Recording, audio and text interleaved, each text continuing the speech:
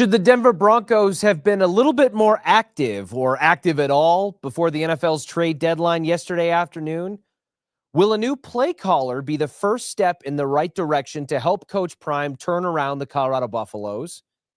And will Mackenzie Blackwood, who now has another surprise absence that came up yesterday prior to the game against Tampa Bay, be something that's more prolonged, or will the starting goaltender return to the lineup sooner rather than later? All things to come on today's rundown. Thank you so much for joining us. If you're watching us, make sure you like and subscribe to our Denver Sports 1043 The Fan YouTube page. You can find us at Denver Sports 1043, that handle on Instagram, YouTube, and TikTok. If you're watching us live on X or Facebook Live, we appreciate you very, very much. So let's get into it. Starting with the Denver Broncos, who surprisingly maybe isn't the right word, but I think many people in Broncos country were excited about the notion that the Broncos, sitting at the top of the AFC, tied for the best record in the NFL at 7-2, were in position to be buyers at the deadline. Whereas for so many years in the better part of the last decade or so, since 2015, the last time they had a start this good, they've been sellers or even worse in some cases, kind of in that middle ground purgatory where you just weren't sure whether they were good or bad, and you didn't have a good feeling about it either way. But we did tend to know kind of where the season was heading around the midway point of the season going into this point. All of that has changed in 2025, halfway through the sophomore season, with young quarterback Bo Nix and Sean Payton kind of leading this rebirth, rebuild, and retool to bring the Broncos back to prominence. But despite their advantageous position, they were quiet and inactive at the trade deadline. There were reports from Jordan Schultz, our own James Palmer, and others that the Broncos kicked the tires on a couple of potential trade targets, including maybe tight end Jalen Waddle. There were whispers that maybe the Broncos were in the tight end market with an NFC team that befell some circumstances and situations that made them move off of that. And then there was always the question about whether or not they would help bolster or beef up their interior offensive line, given the fact that Ben Powers has left a little bit of a hole there at the guard position. Ultimately, the price tags, as James Palmer said on this show earlier this week, from the seller's perspective, were just a little bit too high to entice the Broncos to make a move prior to the deadline. And I don't think that that's surprising or disappointing. I think those are maybe two words that might be a little strong in nature. But I do think it speaks volumes about what they think about their current roster, about the quarterback who's leading the charge, and about what they can accomplish internally within the building on the back half of this 2025 NFL season. Because make no mistake, paying a first-round pick and then some for a Jalen Waddle, which was the speculated and rumored price that the Miami Dolphins were looking for, is pretty steep. But if you're a team that thinks you're in a championship window and you believe it in your bones as an organization, then I think that the argument that there maybe isn't a price too high to pay to win a Super Bowl, which is so hard to do, even when the cards are falling your way, that argument becomes a little bit more valid and holds a little bit more merit, right? Take a look at the Indianapolis Colts, who are tied with the Broncos and beat them head-to-head, sitting atop the AFC at 7-2, who traded 2 first-round picks and a wide receiver to bring in Sauce Gardner, the cornerback who's often compared and measured up against alongside Patrick Surtain, to help bolster their secondary down the backstretch of this 2025 season and presumably into the AFC playoff picture. Clearly, with Daniel Jones and the resurgence that he is experiencing at the quarterback position, head coach Shane Steichen turning the page from Anthony Richardson and the success that they've seen through 9 weeks, they didn't think 2 first-round picks and a wide receiver was too high or too steep of a price to dip into the pool if it can make their overall team better and push the chips in the center of the table in this year, and I guess presumably the next couple of years if you're not going to have first-round draft capital for Indianapolis. That's not the way that the Broncos have traditionally operated, though. Outside of the Russell Wilson trade, where you pushed multiple firsts, multiple seconds, and multiple players into the bargaining chip area of the table and brought in Russell Wilson in the blockbuster trade of the NFL season at that point. That's not how George Payton has traditionally operated. He is a very shrewd, almost conservative and analytical, calculated type general manager. He is a draft evaluation expert. That is the arrow that I think is the sharpest in his quiver. And he likes his picks. He is one that would love to stockpile and accumulate middle round picks in the 3rd, 4th, and 5th rounds and be able to try to turn and flip those picks into quality starters the way that he has for a majority of high-profile positions on this roster. Riley Moss, 3rd-round pick. Nick Bonito, 2nd-round pick. Jonathan Cooper, 7th-round pick. Quinn Miners, 3rd-round pick, right? So we've seen George Payton with this Denver Broncos squad take draft picks that some in the fan base and in the media might say, oh, what's a 4th and a 5th-round pick to bring in a wide receiver like Jacoby Myers, who went to the Jacksonville Jaguars, or the Seattle Seahawks trading a 4th and a 5th for a wide receiver. What's a 4th-round pick or a 5th-round pick to a team that's trying to win a Super Bowl? Well, here in Denver, those middle-round picks have turned into the Justin Sternads, the Riley Mosses, the Jonathan Coopers, right? And some of those in Jonathan Cooper's case are later round picks. Quinn Miners in the 3rd round. So those middle round picks have turned into starters here in Denver. And I think that George Payton, with the working relationship that he has developed alongside Sean Payton, has kind of earned enough cachet and cred to say, hey, listen, I'm all in. If we want to go make a move and do something that makes sense, Sean Payton, let's do it. But we're not going to empty the coffers. We're not just going to mortgage a draft or one section of a draft for a player that may or may not fit into the system and the scheme the way that we want in a truncated timeline on the back half of a season when things are rolling right now. And that's a double-edged sword, because in the perfect marriage that George Payton and Sean Payton have seemed to be, Sean Payton's the spender. He's the one who's looking online saying, hey, I want to buy that sports car. And then he turns to Sean, who has the wallet, and says, how much money can I have to make it? And then it kind of goes from there. Sean Payton has been very willing to wheel and deal and trade draft picks to move up within a draft, or to acquire players the way he did to bring in Adam Troutman, and the way that he has for some of his longtime Saints players who have since kind of filtered their way through Denver.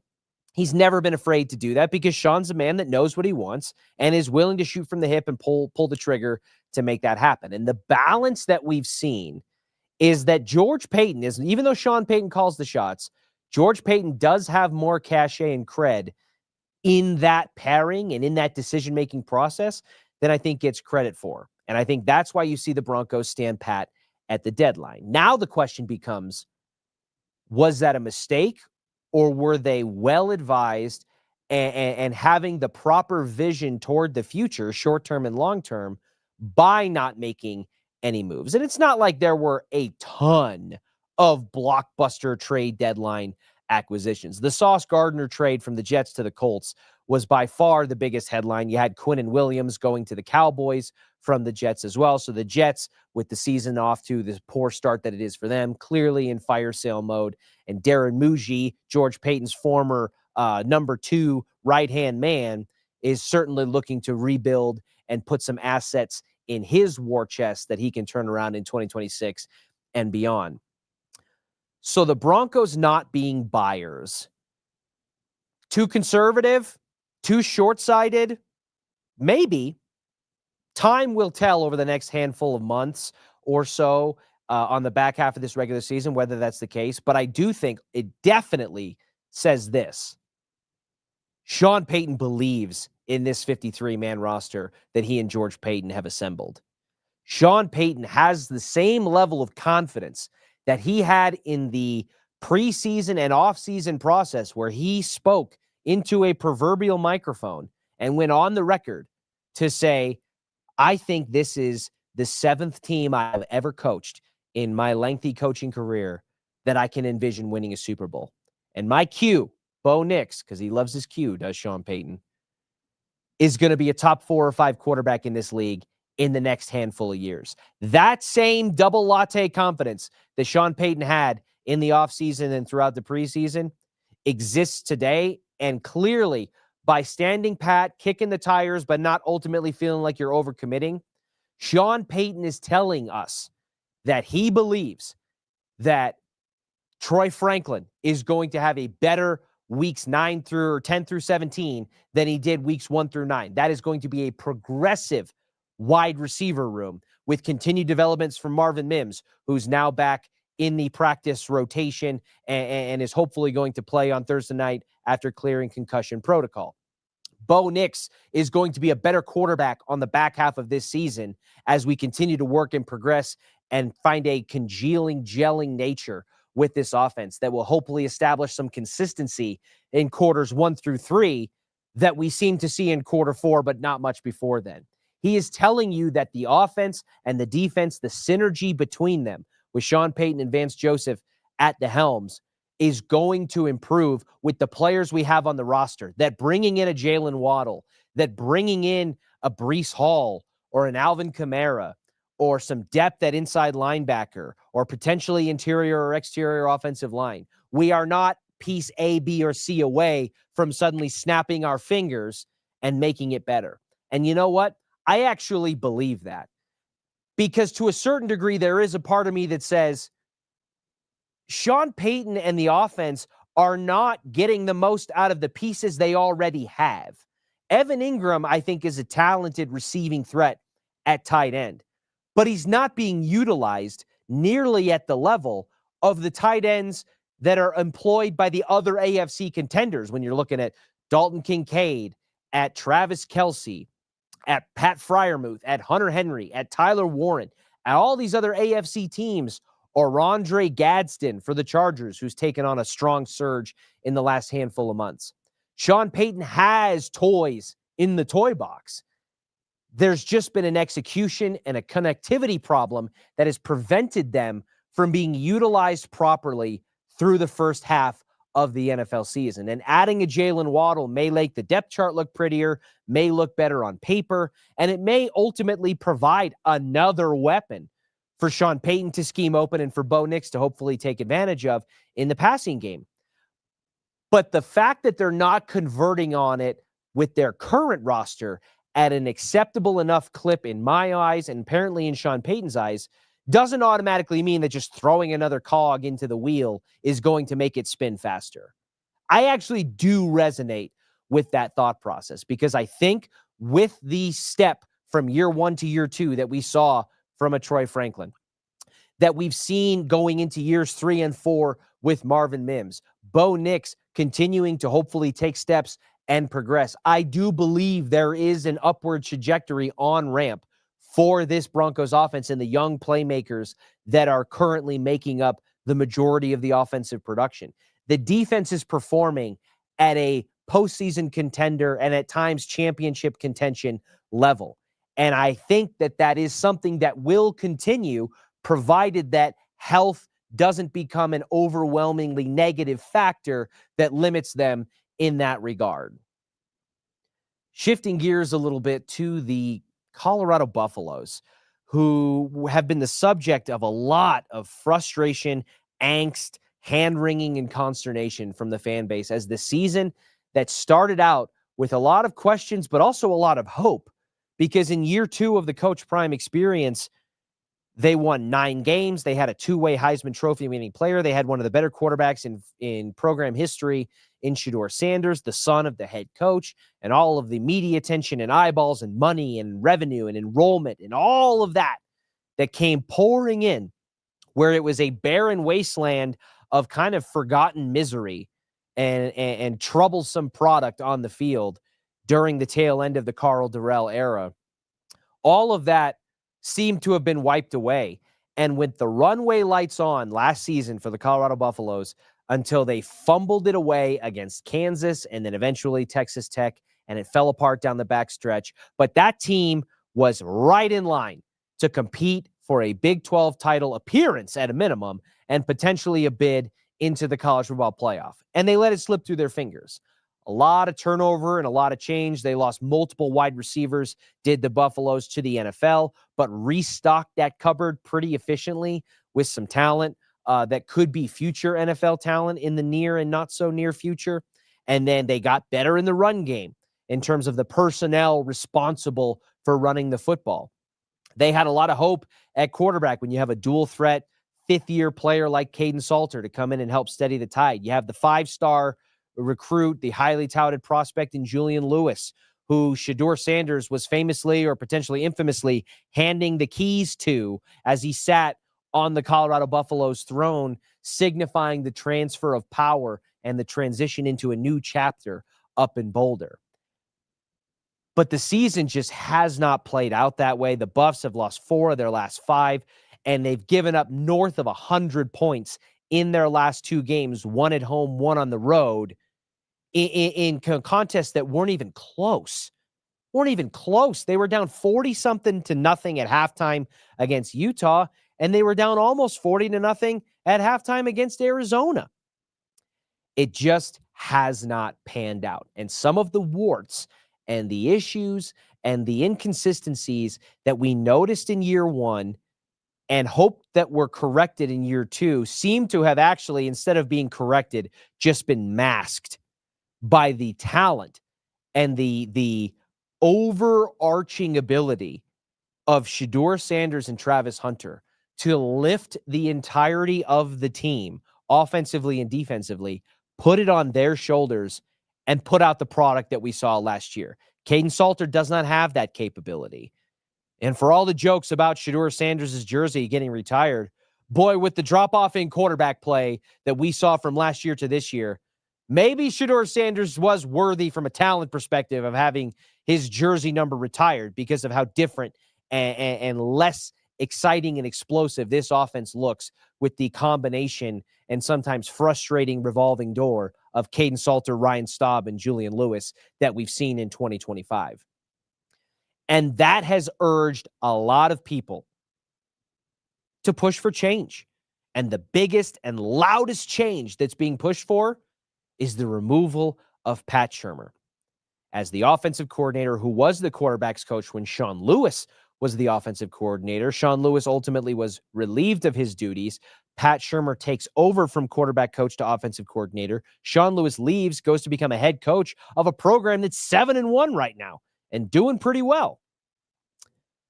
And then the same Pat Shurmur problems that came up when he was the head coach of the Denver Broncos, when he was was the offensive mind for the Denver Broncos, when he was the offensive mind and play caller in New York, in Cleveland, and really at every step along the way, Pat Shurmur's offense has ultimately sputtered and failed.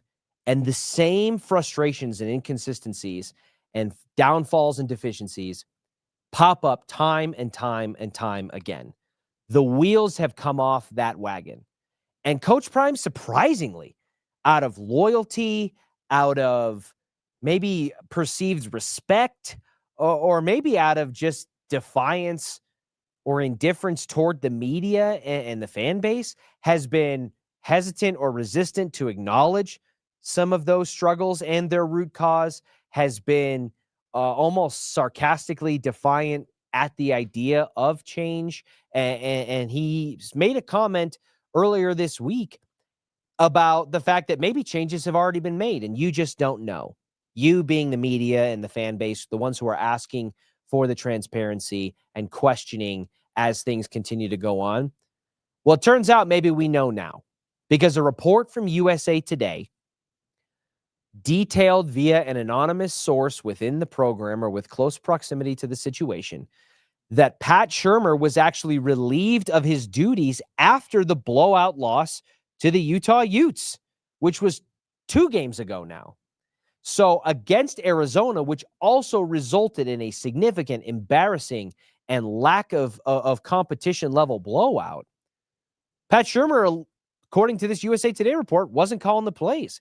That actually went to the tight ends coach, Brett Bartolone, who didn't seem to make that much of an impact with the 1-game sample size on making the offense look better. But I don't know that that's necessarily fair to Brett Bartolone in that case to say, hey, we're going to make it all of a sudden go from lemon to lemonade in 1 week. But it does appear that Coach Prime has made a change on his coaching staff, specifically in the offensive side of the ball. So now it's time to, with only a limited game sample size and a number of weeks left, and Julian Lewis expected to start most of those games, certainly this upcoming weekend against West Virginia, as it's been reported. Is that going to be enough?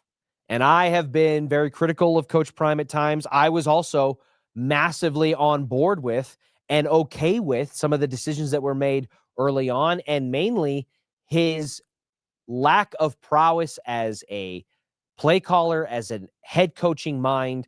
I said confidently, and I do believe it, that the CEO figurehead type coach that Coach Prime is, because he's not an X's and O's guy. He's not a game manager.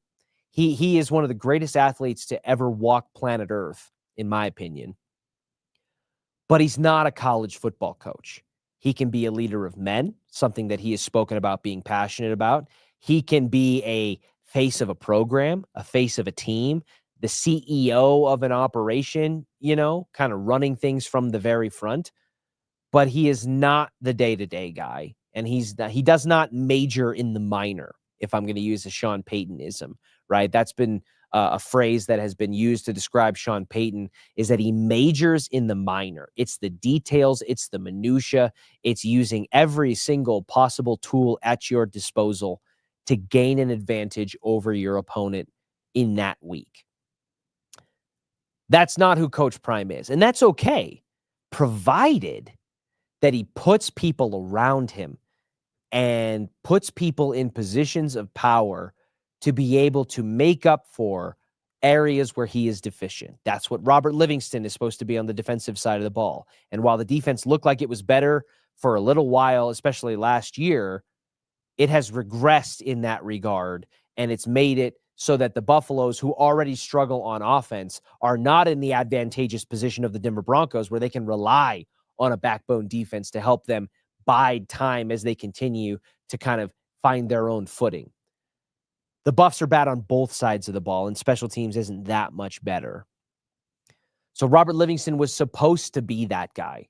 Pat Shurmur was supposed to be that guy for the offense. And then you bring in the Warren Sapp and the litany of Hall of Famers and NFL professional legends that either are active members of the coaching staff or are regular visitors and contributors to the program.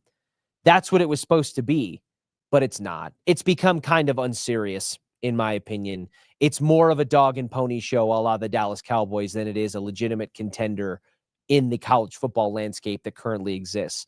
The transfer portal king who came in and brought his own Louis luggage and told a significant amount of kids in the program that they better pack their own bags and hit the road because other players were coming in and we need to make room. The Buffs have some individually talented players. They do. But they don't have that heart and soul identity of a team. And if that's not being instilled by the head coach, it's not going to stick. This change, relieving Pat Shurmur of his duties as offensive coordinator, relegating him back to quarterbacks coach, in theory presents a positive step in the right direction. But if Coach Prime and that staff do not put the right man in place after this decision has been made, maybe it's Brett Bartlone, maybe it's not, it really won't move the needle for the Colorado Buffaloes much further than it already is being moved. This staff, and Coach Prime in particular, needs smart, savvy, educated college football minds around it if it's going to work. It can't just be all sizzle, no steak. And that's, make no mistake about it, what the Buffs have become. They may still get all the eyeballs. They may be on ESPN and on Fox Sports and all the major networks every single game. And the money may still be coming in that is more than what a typical 3 or 4 win program would earn. But they are not a serious program. They are not a serious contender in the Big 12 until and unless they make those changes. So I applaud Coach Prime for, even though it's well past due, making a decision that I ultimately think is the right call. But if I'm being 100% honest and transparent, the way that I was with Philip Lindsay when I sat in on the drive yesterday, I've kind of grown weary of and tired of the Coach Prime experience. The lack of transparency, the talking in cliches, all the isms and all of that. That's cute and it works when you're winning. And it was cute because of where the Buffs came from. So to hear that in year 1, year 2, it's like, man, how refreshing is this? But the problem is with the start of the turnaround and the sparking and making the Buffs relevant again, that comes with renewed expectations. They're not viewed as a one-win program in my eyes anymore. They're viewed as a program that can attract and recruit any kind of talent from around college football. And yes, they may have financial concerns and limitations compared to other schools in the SEC or the Big Ten or maybe even the Big 12. But that's Coach Prime is there to overcome that. He is the master recruiter. He is the figurehead who can bring kids in from the portal and sell them on the pitch of making it to the NFL. And if that doesn't work, then it's time to come up with a new strategy. Maybe you can't ignore recruiting high school kids and going out on the road the way college football had built its kind of bread and butter for so many years and so many decades. Maybe you have to bring in new voices, new thoughts, new minds, new designs on offense and on defense. You have to have those tough conversations with your buddies who are also NFL Hall of Famers and you know, maybe the coaching staff page in the program doesn't look as star-studded as it once did. But all of that should be fine because none of it matters if you're not actually a winner. And right now, the Buffs just aren't actually winners. They're not. They're not winners right now, but they can be. I may have grown tired up to this point in time and weary of the Coach Prime experience. And I did raise my hand yesterday and say that. But it doesn't mean that the Buffs are in a place where they are unsalvageable. Coach Prime was able to dig this program from a 1-10 hole, 1-11 hole, back to relevance. They're on national TV. They have the eyeballs. They have the money. But they don't have the right coaching staff in place to be able to maximize the talent on their roster. And the more that they continue to allow that to happen, the less talented ultimately the roster will become as these players who have more power than they've ever had in the history of college football and more mobility and flexibility than they've ever had will just leave and they won't come back. And the luggage that you're bringing in won't be Louis. It won't even be Toomey. You'll be lucky if it's Samsonite at that point. So I applaud Coach Prime for making a decision that ultimately, in my opinion, is too late, but better late than never by demoting Pat Shurmur, relieving him of his duties on the offensive side of the ball in terms of the play caller.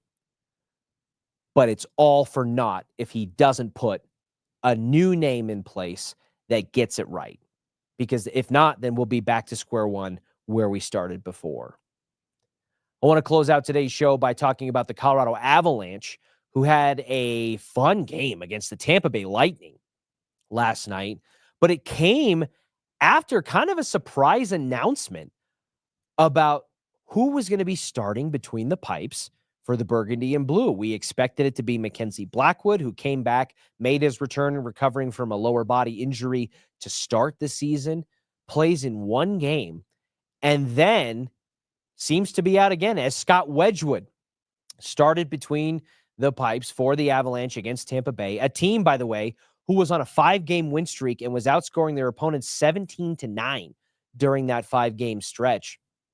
Nikita Kucherov, one of the best players in the National Hockey League. You had that kind of matchup against Cale Makar, Nathan McKinnon, and Marty Necas continuing their prolific top-line surge to begin the 2025 NHL season. And Scott Wedgwood, there was a little bit of question about whether or not what we were seeing from him was going to be sustainable as he came out of the gates as hot as you could from a goaltender's perspective. He was statistically one of, if not the best goaltenders in the National Hockey League to start the season, and then it started to kind of taper. Now, tapering in a sense of like the Avs still have only one loss in regulation. Their other 5 losses on the season have come in overtime where they still get to salvage a loser's point. So even though Scott Wedgwood did have a couple of games, including getting pulled in the first period not but a week or so ago, where it seemed to falter off, and there were people who were saying maybe there's a reason why Mackenzie Blackwood was paid the way that he was paid to be the future goaltender for the Avalanche, and why Scott Wedgwood is a career backup goalie for the most part thus far in his NHL career. But Mackenzie Blackwood's slow start in recovery to the season and now immediate return, it seems, to an injured designation sure makes me thankful that Scott Wedgwood is here. And man, when you look at the production that the Avalanche's offensive players have been able to put together, Cale Makar as an offensive defenseman, one of the best two-way players in hockey, putting together the season that he's having, where he is essentially right around 20 points, with the overwhelming majority of it coming in the assist category. You've got Nathan MacKinnon and Marty Necas, who look like two of the best skaters in the NHL up to this point, and the way that they have continued to develop and build chemistry on that top line together, which went through a little bit of a Jekyll and Hyde kind of vibe in the back half of the season after Necas was acquired from the Carolina Hurricanes, because there's so much speed and precision and skill between those two players and on that top line. But Necas, with his size disadvantages and ultimately the ability for the top line to be able to convert all of that speed, precision, skill, and skating into pucks on net, was in question at times. But it feels like the individual talent that each of those men overwhelmingly possess. Necas now fresh off of a contract extension that keeps him with the Burgundy and Blue throughout the entirety of the prime of his NHL career. And MacKinnon obviously being the heart and soul centerpiece of the team. It's manifesting itself in 2025 in ways it wasn't in 2024 during that limited sample size after the trade deadline. I think Marty Necas is on par for a 100-point season. I think Nathan MacKinnon is going to absolutely be firmly in the Hart Trophy conversation once again. I think Cale Makar and his quest for another Norris Trophy to add to his crowded trophy case that basically has existed from his tail end of his college career up to now in the NHL as one of the best defensemen in hockey. All of those things are in play. This Avalanche team is a force to be reckoned with, I think. But I do question whether or not they have an overtime problem, because they're 0-3 in OT and they're 0-2 in shootouts this season. They seem to do great in regulation. They've only lost once in regulation this season. But it does seem like so many of the skill and the strength elements of this Avalanche team disappear in overtime and in a shootout in ways that they manifest in regulation. I don't 100% know why. It's similar to the power play to me in that it defies logic and science and reason, in my opinion, that you have a team like the Avs who are so loaded with talented, offensive-minded hockey players that can put the puck on the net, and then they just don't seem to be able to convert and do it as much overall when they have a man advantage. They've been better of it of late in the last 3 or 4 games than they have been for good stretches of last season, certainly in the postseason against the Dallas Stars, where they were eliminated in 7 games, and the start to this season, where I believe at one point they were 4 for 30 on power play opportunities before things started to kind of chip more properly in that direction. But this Avalanche team is presenting itself through the early portion of this 2025 season the way that I thought they would in terms of a team potential standpoint. This absolutely should be a hockey team that returns to the Stanley Cup final. And I don't know if it will be a rematch of the 2021-2022 Stanley Cup final, the way we saw in a small sample size last night with the Tampa Bay Lightning. But this Avalanche team that has been rushed together and crafted in a microwave by Chris McFarland to help ensure that a Stanley Cup window is not wasted, with a core led by Nathan MacKinnon and Cale Makar, with Valeri Nichushkin, now a healthy Gabe Landeskog back, who looked fantastic last night, by the way. Chuck and Nux a little bit. Would have gotten 2 fights if there wasn't for a language barrier. But the captain seems to be slowly but surely returning more to his regular season identity and form that we grew so used to prior to his multi-year absence that ended in last season's postseason. That's a really good sign for the Colorado Avalanche. And whether that means he's primarily a second-line contributor, a third-line contributor, having Gabe that looks like that Gabe against the Tampa Bay Lightning out on the ice for the Avs is a net positive. And then you get to the depth pieces and the acquisitions made this past offseason. Brent Burns as a defensive depth pairing.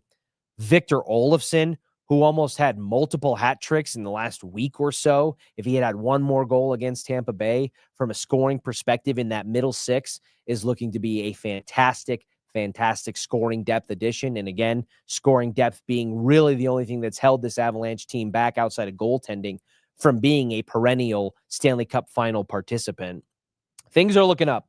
Things are looking up for this Colorado Avalanche team. I think the Nuggets are on a similar par and pace if they can figure out, Cam Johnson finding his footing within the starting lineup in place of MPJ. But I said before the season, I'm thinking this is the best chance that Denver has maybe ever had to have dual parades in town for championships, with the Avalanche and the Nuggets obviously being the two there. And I feel very confident that vision of double confetti, multicolored confetti raining down at Civic Center Park is firmly in play. Thank you all so much for joining us today. I appreciate everything that you do. I love engaging with your comments and all of the interaction that we get across all of our social media platforms. Like I said at the start of the show, if you haven't already, please, if you do one thing today, like and subscribe to our Denver Sports 1043 The Fan YouTube page. The handle is at Denver Sports 1043 on YouTube, Instagram, and TikTok. You are also more than welcome, and we appreciate and encourage you to watch us live on X or Facebook on our Denver Sports 1043 The Fan pages there as well. We are live every weekday at noon across those Denver Sports 1043 social channels. You can also catch all the great content from the fellas in the morning, Joey and Trent with From the Nosebleeds. You've got Cecil Lammy and Andrew Mason, unparalleled Broncos coverage each and every weekday at 5 p.m. from Orange and Blue Today. And then you get access to so much written, video, and online content from our talented radio lineup at Denver Sports 1043 The Fan and our amazing staff of writers at DenverSports.com. Thank you again for joining us. We will catch you at noon tomorrow for the next rundown. I do what I love what I do. Second nature to put in the work.